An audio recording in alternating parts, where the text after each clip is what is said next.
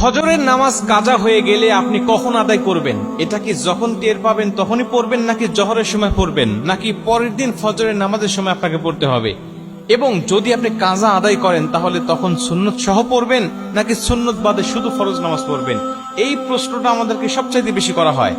আমরা জানি পবিত্র কোরআন সূরা নিসার 103 নম্বর আয়াতের শেষের অংশে আল্লাহ পাক বলছেন, ইন্নাস সালাতা কানাত আলাল মুমিনিনা কিতাবাম মাওকুতা। আমি আল্লাহ তোমাদেরকে নির্দিষ্ট সময়েই নামাজকে ফরজ করেছি। নামাজ নির্দিষ্ট সময়ে ফরজ, কিন্তু আপনি নির্দিষ্ট সময় যদি না পড়তে পারেন কোনো জরুরতের ক্ষেত্রে, তাহলে আপনি কি করবেন? যেমন আমরা জানি ফজরের নামাজটা কখন পড়তে হয়? সুবহে সাদিক থেকে সূর্য উদয় পর্যন্ত, এটুকু ফজরের নামাজের সময়। এর পরবর্তীতে পড়তে গেলে আপনার কাজা পড়তে হবে। আমরা জানি নবীজি সাল্লাল্লাহু আলাইহি ওয়াসাল্লাম বলেছেন, তিনটা সময়ে নামাজ পড়া আল্লাহ পাক হারাম করে দিয়েছেন। 1 নম্বরে সূর্য উদয়ের সময়, 2 নম্বরে সূর্য যখন একেবারে ঠিক মাথার উপরে থাকে, হেলে যতক্ষণ না যায়, এবং 3 নম্বরে সূর্য অস্ত যাওয়ার সময়।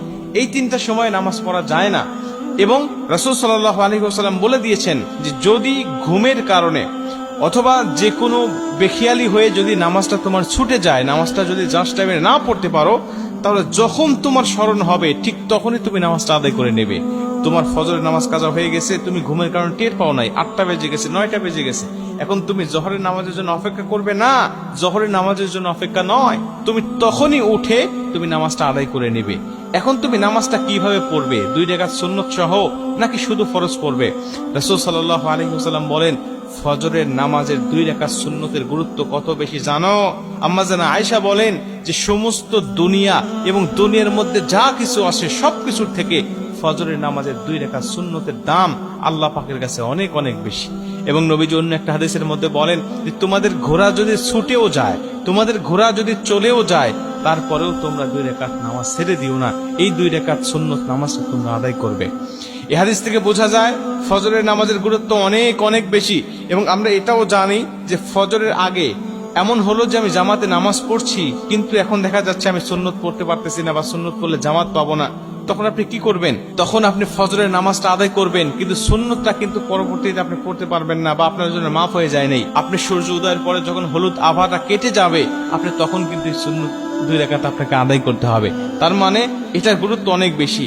এই হাদিসগুলো থেকে আমরা বুঝতে পারি যে আমি যখন কাজা পরবর্তীতে নামাজ আদায় করব, ঘুম থেকে ওঠার পরে 8টা হোক বা 9টা হোক, তখন কিন্তু আমাকে 2 রাকাত সুন্নত সহই নামাজটা আদায় করতে হবে, শুধু 2 রাকাত পড়লে হবে না। কিন্তু যদি এমন হয় যে আপনি জোহরের আগে আর পড়তেই পারলেন না, জোহরের পরে আপনি এই ফজরের নামাজটা আপনি কাজা তুলতে হচ্ছে যে কোনো কারণে, তাহলে জোহরের পরে যদি হয়ে যায় তখন আর আপনার এই 2 রাকাত সুন্নত পড়তে হবে না। এই 2 রাকাত সুন্নত তখন আর আপনাকে কাজা আদায় করতে হবে না। কিন্তু জোহরের আগে যদি হয় তাহলে আপনাকে অবশ্যই পড়তে হবে।